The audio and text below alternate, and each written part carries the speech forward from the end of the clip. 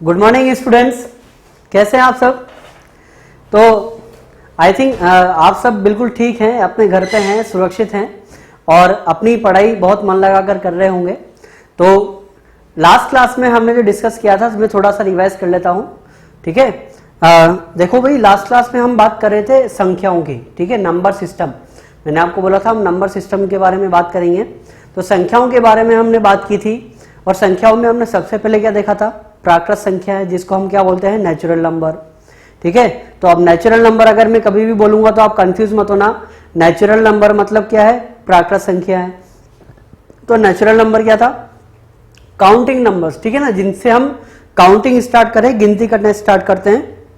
तो क्या होती है गिनती, कैसे करेंगे बताओ, 1 2 3 4 5 6, तो ये सब क्या होते हैं, नेचुरल नंबर होते हैं, प्राकृत संख्याएं होती है।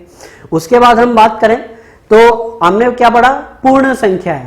पूर्ण संख्याओं को हम क्या बोलते हैं, होल नंबर्स, होल नंबर्स, ठीक है ना, W से रिप्रेजेंट करते हैं उसको।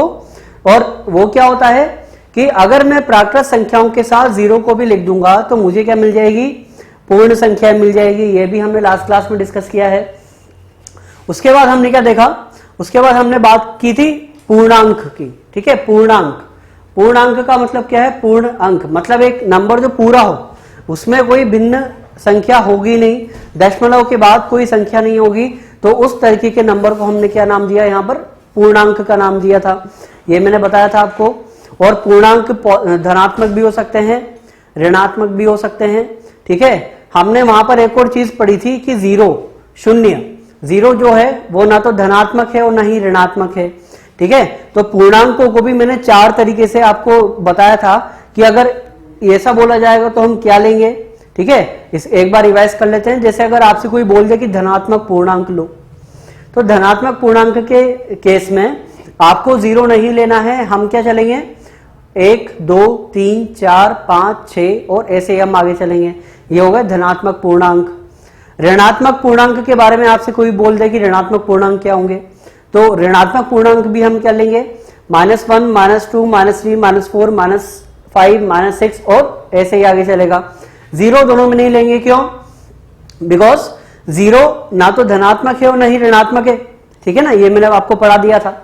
अब उसके बाद फिर हमने क्या पढ़ा, उसके बाद हमने डिस्कस किया था अधनात्मक। अधनात्मक का मतलब क्या था, जो धनात्मक नहीं है। और मैंने आपको बोला था कि 0 धनात्मक नहीं है, 0 ऋणात्मक भी नहीं है।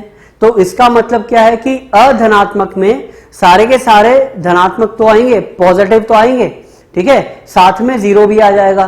तो क्या बनेगा, 0 माइनस अधनात्मक, अधनात्मक मतलब जो धनात्मक नहीं है तो क्या आएंगे, नेगेटिव, और उसके साथ 0 भी आ जाएगा। तो क्या बनेगा, 0 -1 -2 -3 -4 और ऐसे आगे चलेगा। सिमिलरली अगर आपसे कोई बोल दे अऋणात्मक पूर्णांक, तो अऋणात्मक का मतलब क्या है, जो ऋणात्मक नहीं है। ऋणात्मक नहीं होगा तो क्या होगा, धनात्मक तो होगा ही होगा, और साथ में 0 भी आएगा, क्यों, बिकॉज 0 जो है वो ऋणात्मक भी नहीं होता। तो क्या आ जाएगा, 0 1 2 3 4 5 और ऐसे आगे चलेंगे, ठीक है ना। तो ये हमने पढ़ लिया था, प्राकृत संख्या हमने पढ़ ली, पूर्णांक हमने पढ़ ली और पूर्ण संख्या हमने पढ़ ली है। चलो अब हम आगे बात करते हैं परिमेय संख्याएं। परिमेय संख्याएं, देखो भाई, परिमेय संख्याएं, इनको हम बोलते हैं रैशनल नंबर, ठीक है ना। इसको हम क्या बोलते हैं, इंग्लिश में हम इसे बोलेंगे रैशनल नंबर्स, और हिंदी में क्या बोलेंगे, परिमेय संख्या है, ठीक है। इसको हम Q से प्रदर्शित करते हैं, ठीक है, Q से रिप्रेजेंट होता है। जैसे कि प्राकृत संख्याओं को हम N से रिप्रेजेंट करते हैं, ठीक है, पूर्ण संख्याओं को हम W से प्रदर्शित करते हैं, पूर्णांकों को हम I या फिर Z से रिप्रेजेंट करते हैं। बिल्कुल वैसे ही परिमेय संख्याओं को हम Q से रिप्रेजेंट करते हैं, ठीक है। और परिमेय संख्याओं को हम एक और नाम से हम बोलेंगे, वो क्या है, रैशनल नंबर्स, ठीक है। तो अब अगर फ्यूचर में मैं कभी भी रैशनल नंबर लूंगा तो आपको फटाक से पता होना चाहिए कि हम किसकी बात कर रहे हैं, परिमेय संख्याओं की हम बात कर रहे हैं, ठीक है। चलिए, तो देखो क्या होता है रैशनल नंबर्स, परिमेय संख्याएं क्या होती है, वे संख्याएं, वह संख्याएं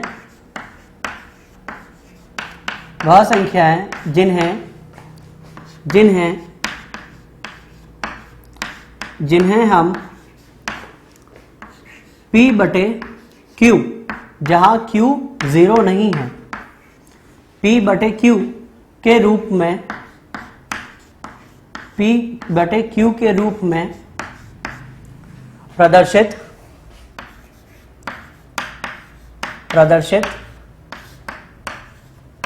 कर सकते हैं, परिमेय संख्याएं कहलाती है।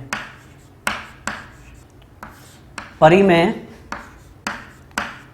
संख्याएं कहलाती है, ठीक है ना। वे संख्याएं जिन्हें हम P बटे Q के रूप में प्रदर्शित कर सकें क्या होती है? परिमेय संख्याएं। परिमेय संख्याएं का मतलब रैशनल नंबर होते हैं, और इसको अपन Q से प्रदर्शित करते हैं। तो देखो रैशनल नंबर क्या होंगे? Q x such that x is equal to P by Q। इसको पढ़ने का तरीका जो है वो मैं आपको बताऊंगा जब अपन सेट के बारे में बात करेंगे, तब हम इसकी बात करेंगे क्या होता है। Q 0 नहीं है, ठीक है, ये होती है परिमेय संख्या है। फॉर एग्जाम्पल अगर हम बात करें उदाहरण के लिए, एग्जाम्पल जैसे 4/3, 4/3, 2/5, 1/3, 1/2, ये सब क्या है? परिमेय संख्या है। परिमेय संख्या क्यों है? क्योंकि देखो हम इसे P बटे Q के रूप में रिप्रेजेंट कर रहे हैं, तो ये क्या हो गई? परिमेय संख्या हो गई। अच्छा 5, 3, 2, अब क्या ये परिमेय संख्या होगी? अगर आपसे कोई बोल दे कि क्या ये परिमेय संख्या है, तो आप बोलेंगे कि ये नहीं, ये तो पूर्णांक है, ठीक है। नहीं, पूर्णांक तो है, और पूर्णांक के साथ साथ ये परिमेय भी है, ठीक है। ऐसा क्यों है? देखो जैसे 5 है ना, तो इस 5 को मैं लिख सकता हूं 5/1, 5/1 लिख सकता हूं। क्या इसको लिख सकते हैं ना, आराम से लिख सकते हैं, ठीक है। 3/1, 2/1, तो ये भी क्या हो गई? परिमेय संख्या है। इसका मतलब क्या हुआ कि सभी पूर्णांक परिमेय होते हैं, लेकिन सभी परिमेय संख्याएं पूर्णांक नहीं होती। देखो ये क्या है? ये एक परिमेय संख्या है, लेकिन क्या है? पूर्णांक क्या बताओ? अगर जैसे ये 2/5 है, इस 2/5 के लिए अपन बात करें तो क्या ये पूर्णांक है? क्या देखो ये पूर्णांक नहीं है, क्योंकि जब मैं 2 को 5 से डिवाइड करूंगा तो कितना आएगा? 0.4 आ जाएगा। तो दशमलव के बाद ये जो है यहाँ पर कोई ना कोई संख्या तो आ रही है। और मैंने आपको क्या बोला था? पूर्णांक का मतलब क्या है? पूरा अंक, पूरा नंबर। दशमलव के बाद कोई नंबर ही नहीं हो, कोई भिन्न संख्या ही नहीं होनी चाहिए। तो यहाँ पर तो ये भिन्न संख्या आ रही है, तो ये पूर्णांक नहीं है। तो इसका मतलब क्या होगा कि सभी पूर्णांक तो परिमेय होते हैं। सभी पूर्णांक, दुनिया में जितने भी पूर्णांक है ना, वो सब के सब क्या होंगे? परिमेय होंगे, लेकिन सभी परिमेय पूर्णांक नहीं होते। तो हम यहां पर एक नोट डाल के लिख लेते हैं, सभी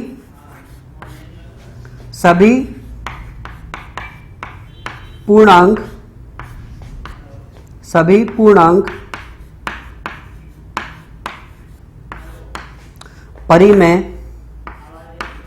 परिमेय संख्याएं होती हैं। सभी पूर्णांक परिमेय संख्याएं होती हैं, किंतु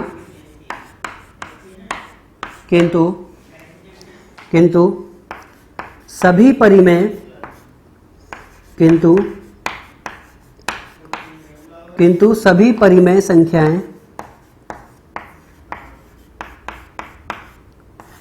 परिमेय संख्याएं पूर्णांक नहीं होती, ठीक है। किंतु सभी परिमेय संख्याएं पूर्णांक नहीं होती, आपके सामने एग्जांपल है, ठीक है। सभी पूर्णांक तो परिमेय होंगे, लेकिन सभी परिमेय पूर्णांक नहीं होगी। आई बात समझ में? चलिए आगे बढ़ते हैं अपन।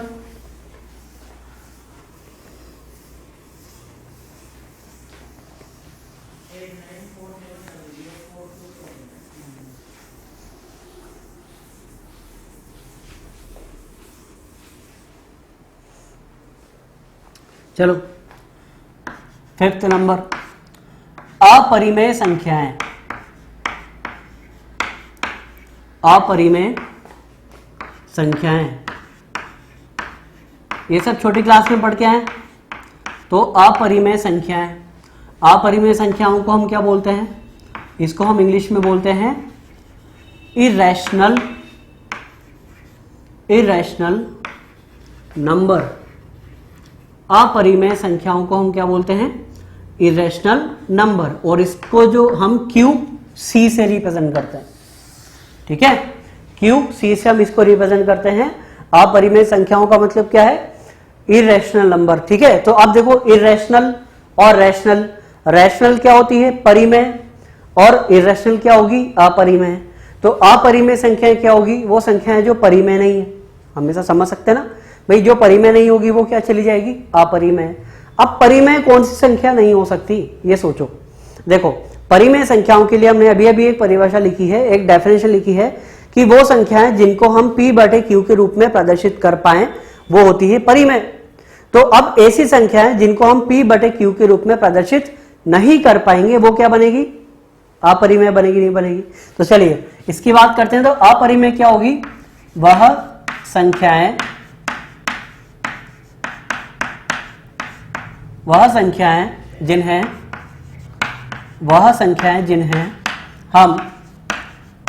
जिन्हें हम p बटे q के रूप में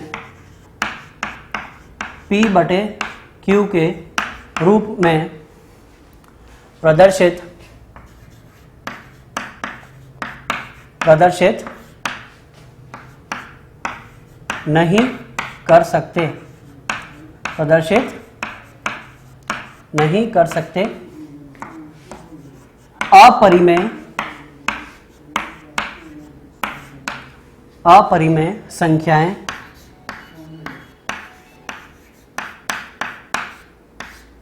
अपरिमेय संख्याएं कहलाती है, ठीक है। अपरिमेय संख्याएं कहलाती है, ठीक है। वह सभी संख्याएं जिन्हें हम p बटे q के रूप में प्रदर्शित नहीं कर पाएंगे उनको हम क्या बोलते हैं? अपरिमेय, ठीक है।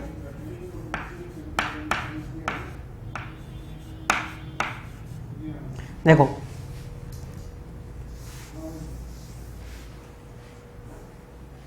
अब इनके कुछ एग्जाम्पल की अपन बात करें। अपरिमेय संख्याएं क्या होती है?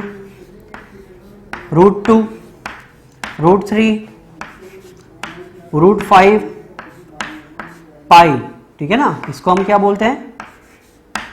पाई, ठीक है। ये भी एक अपरिमेय संख्या है, याद रखना, बहुत ही ज्यादा इंपॉर्टेंट है पाई, ठीक है। और भी आगे ऐसी बहुत सारी संख्याएं हैं जो अपरिमेय के अंदर आती हैं, ठीक है। तो अपरिमेय संख्याएं क्या होंगी? ऐसी संख्याएं जिनको हम p बटे q के रूप में प्रदर्शित नहीं कर पाएंगे वो सभी संख्याएं क्या होगी? अपरिमेय संख्याएं होगी, ठीक है भाई। बात आ रही समझ में? अपरिमेय संख्याओं की क्या होती है? अपरिमेय संख्याएं वे सभी संख्याएं जिनको हम p बटे q के रूप में प्रदर्शित नहीं कर पाएंगे वे सभी संख्याएं क्या होती है? अपरिमेय संख्याएं होती है। और परिमेय संख्याएं क्या होती है बताओ? परिमेय संख्याएं वे सभी संख्याएं होती है जिनको हम p बटे q के रूप में प्रदर्शित कर पाए, ठीक है भाई। चलो आगे बढ़ते हैं।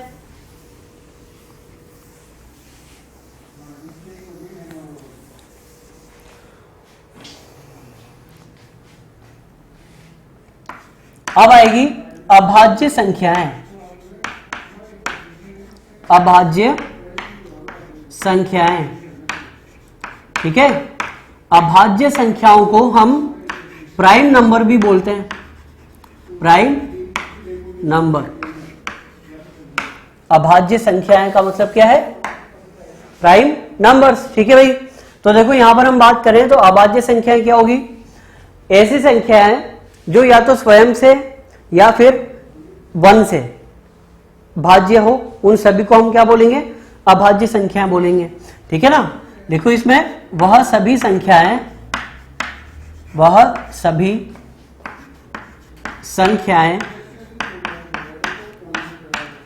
जो या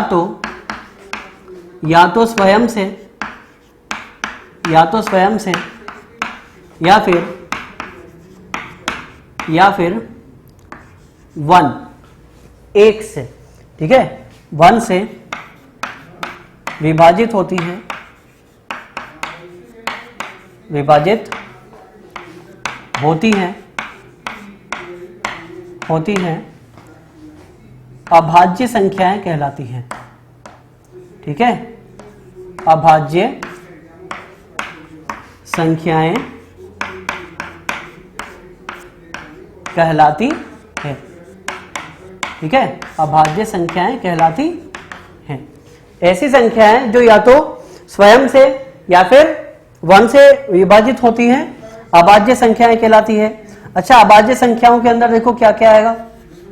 देखो यहां पर हम बात करें 2, 3, 5, 7, ठीक है, 11, 13, 17, 19, 23 और आगे ऐसे बहुत सारे ऐसे नंबर हैं, ऐसी बहुत सारी संख्याएं हैं जो या तो स्वयं से विभाजित होती हैं या फिर 1 से विभाजित होती हैं। अब आप बोलेंगे कि सर आप यहां पर 1 तो लिखना भूल ही गए। भाई मैं भूला नहीं हूं, ठीक है, 1 अभाज्य संख्या नहीं है, ठीक है ना। यहां पर अभी हम नोट डाल के लिखेंगे, नोट डाल के लिख लेते हैं अपन 1 अभाज्य संख्या नहीं है, ठीक है, 1 अभाज्य संख्या नहीं है, पहला नोट था।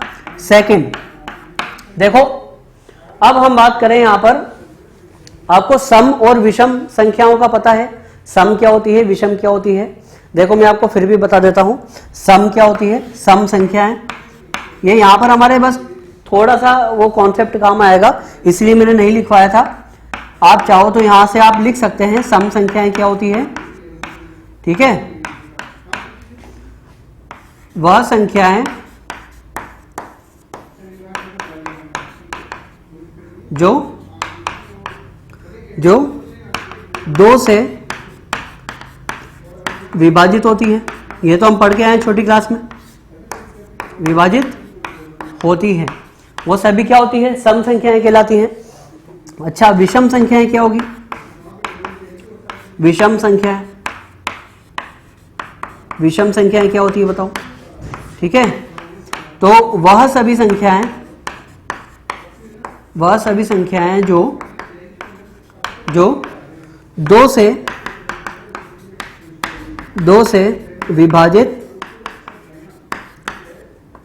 विभाजित नहीं होती, वह सभी संख्याएं जो 2 से विभाजित नहीं होती हैं क्या होती है, विषम संख्याएं।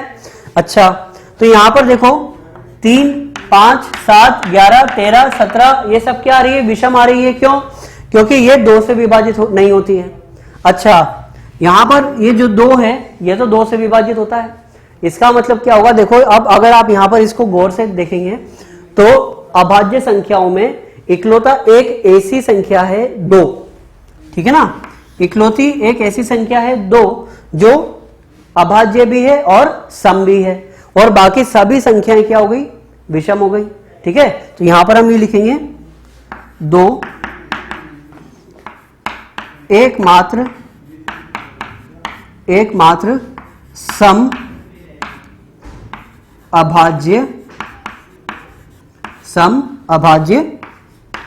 संख्या है, ठीक है ना, सम अभाज्य संख्या है। 2 एकमात्र ऐसी संख्या है जो सम भी है और अभाज्य भी है, ठीक है, और बाकी जितनी भी सम संख्या आएंगी वो सब अभाज्य नहीं होगी, ठीक है।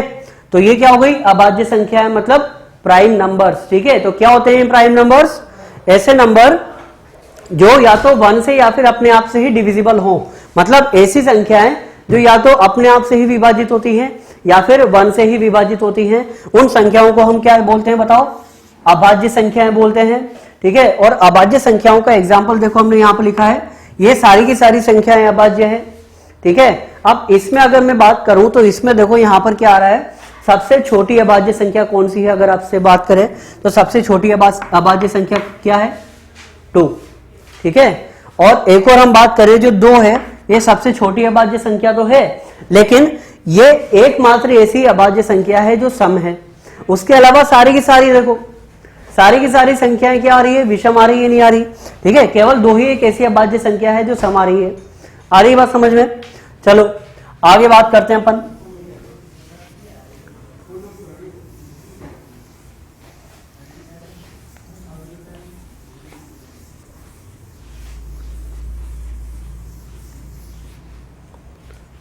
ठीक है, देखो भाई, अभी हम जो कॉन्सेप्ट पढ़ रहे हैं ना, ये बहुत ही ज्यादा इंपॉर्टेंट कॉन्सेप्ट है। अभी क्वेश्चंस हम करना शुरू नहीं करेंगे, हम क्वेश्चंस करना शुरू करेंगे जब हम समुच्चय शुरू करेंगे। ठीक है ना, समुच्चय सेट, ठीक है, बहुत ही ज्यादा इंपॉर्टेंट है। ठीक है, आपके बोर्ड के लिए तो है ही सही, मतलब जो 11th आप क्लास में पढ़ेंगे तो उसके लिए तो है ही सही, लेकिन आईआईटी के लिए भी बहुत ही ज्यादा इंपॉर्टेंट है। तो उसे पढ़ने के लिए हमें ये सब कुछ आना चाहिए। ठीक है, तो आप ये मानकर चल सकते हैं कि अभी हमारे जो पुराने पाप है ना, अभी हम हमारे पुराने पाप ही धो रहे हैं। ठीक है, पुराने पाप धो लेंगे ना, उसके बाद फिर हम हमारा स्टार्ट करेंगे काम करना कि हमें किस तरीके से पढ़ाई करनी है और कितने कितने क्वेश्चंस करने हैं, वो सारी चीजें अपन बात करेंगे। चलो आगे अपन बात करते हैं सह अभाज्य संख्याएं। सह अभाज्य संख्याएं,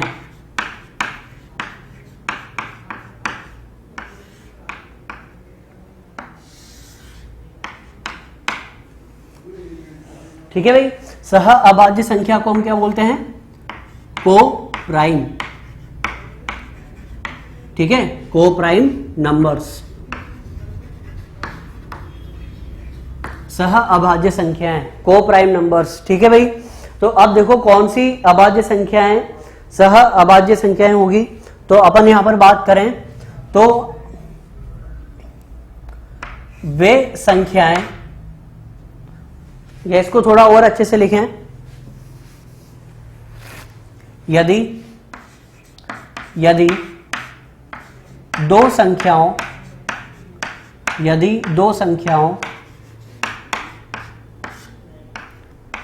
P तथा Q, यदि दो संख्याओं P तथा Q का मस, ठीक है, का मस HCF, हाईएस्ट कॉमन फैक्टर, ठीक है, महत्तम समावर्तीय।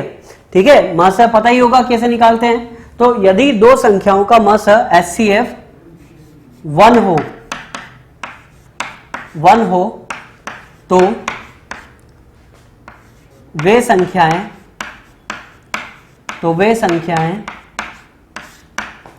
सह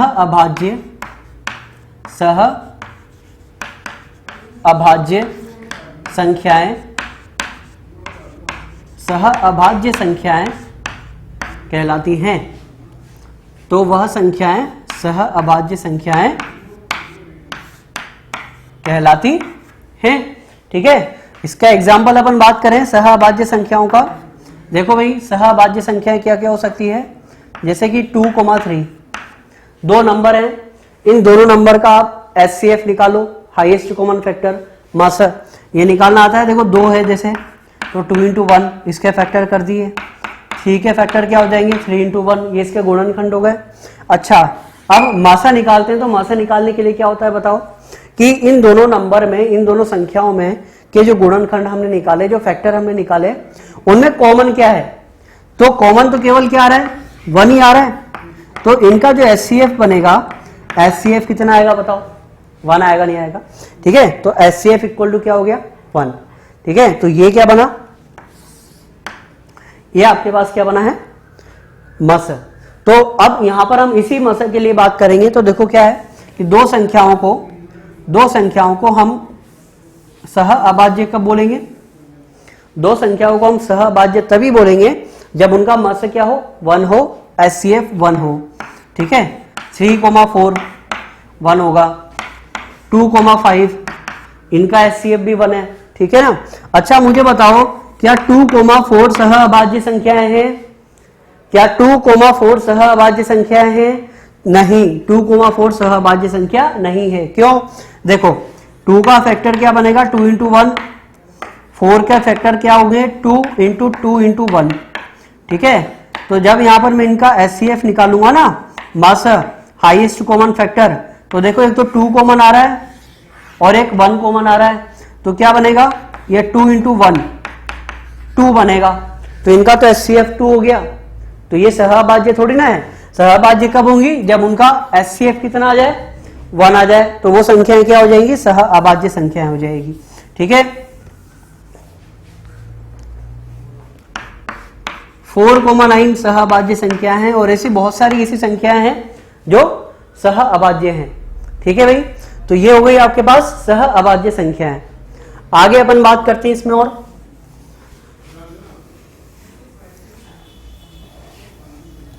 संयुक्त संख्याएं।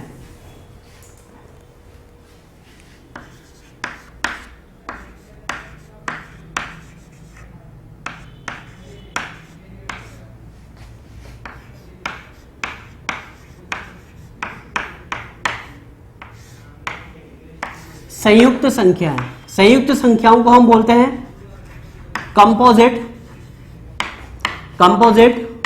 नंबर।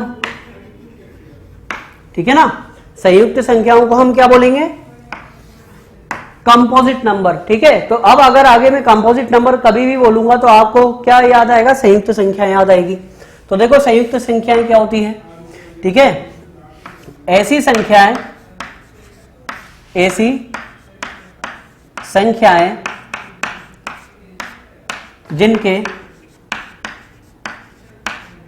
जिनके दो से अधिक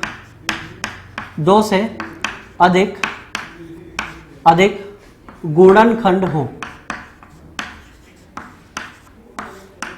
2 से अधिक गुणनखंड हो, संयुक्त संख्याएं कहलाती है। संयुक्त संख्याएं कहलाती है। ठीक है, ऐसी संख्याएं जिनके 2 से अधिक गुणनखंड होगा वो क्या बनेगी, संयुक्त संख्याएं कहलाएगी। देखो संयुक्त का मतलब क्या है कि 2 या 2 से ज्यादा संख्याओं से मिलकर जो बन रहा है वो बनता है संयुक्त संख्या है।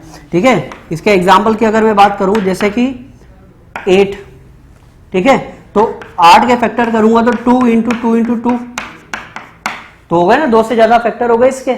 ठीक है, गुणनखंड का मतलब क्या है, देखो फैक्टर है। ठीक है, अब मैं फैक्टर ही बोलूंगा तो आप समझ जाना। तो देखो क्या है, 8 के क्या आ रहे हैं, देखो 2 से ज्यादा फैक्टर्स आ रहे हैं, तो ये क्या हो गया, ये हो गया कंपोजिट नंबर। ये क्या है, कंपोजिट नंबर। ठीक है, कंपोजिट का मतलब क्या बोला मैंने, संयुक्त संख्याएं। ठीक है, संयुक्त संख्याएं, कंपोजिट का मतलब क्या है, संयुक्त संख्याएं। ठीक है, आ रही है बात समझ में। तो कंपोजिट का मतलब क्या है, संयुक्त संख्याएं। तो ऐसी संख्याएं जिनके 2 या 2 से ज्यादा फैक्टर होंगे वो सारी संख्याएं क्या होंगी, संयुक्त संख्याएं बनेगी। ठीक है, जैसे कि 4, और अपन इसके एग्जांपल लिख लेते हैं। 4 हो गया, 6 हो गया, 8 हो गया, 9 हो गया, 10 हो गया, 12, 14 और आगे ऐसे बहुत सारे नंबर हैं। ठीक है, जिनके 2 से ज्यादा फैक्टर आ रहे हैं तो ये सब क्या हो गए, संयुक्त संख्याएं हो गई। ठीक है भाई, ये सब क्या है, संयुक्त संख्या है।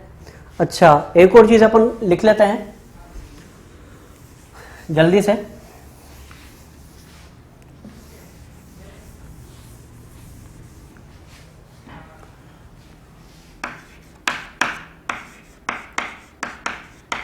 वास्तविक संख्याएं, ठीक है ना, वास्तविक संख्याएं, इसको हम बोलते हैं रियल नंबर। ठीक है, आर से इसको प्रदर्शित करते हैं। तो देखो वास्तविक संख्याएं क्या होती है, ऐसी संख्या है जो अभी तक हमने ऊपर पढ़ी है ना, उन सभी संख्याओं का समूह, ये बनेगी वास्तविक संख्या है। ठीक है ना, अभी मैं थोड़ा सा इसका आइडिया आपको दे देता हूं, बाकी मैं इसको नेक्स्ट क्लास से कंटिन्यू करूंगा। तो वास्तविक संख्याएं क्या होती है, जितनी भी संख्या हमने अभी तक पढ़ी है, प्राकृत संख्या, पूर्ण संख्या, पूर्णांक, भाज्य संख्या, अभाज्य संख्या, सहअभाज्य संख्या, ठीक है, परिमेय संख्याएं, अपरिमेय संख्याएं, इन सबका जो समूह है, इन सबको अगर अपन मिक्स कर दें, मिला दें, तो सब मिलकर क्या बनाती है, वास्तविक संख्याएं। ठीक है, तो बाकी नेक्स्ट क्लास में कंटिन्यू करते हैं। Thank you so much.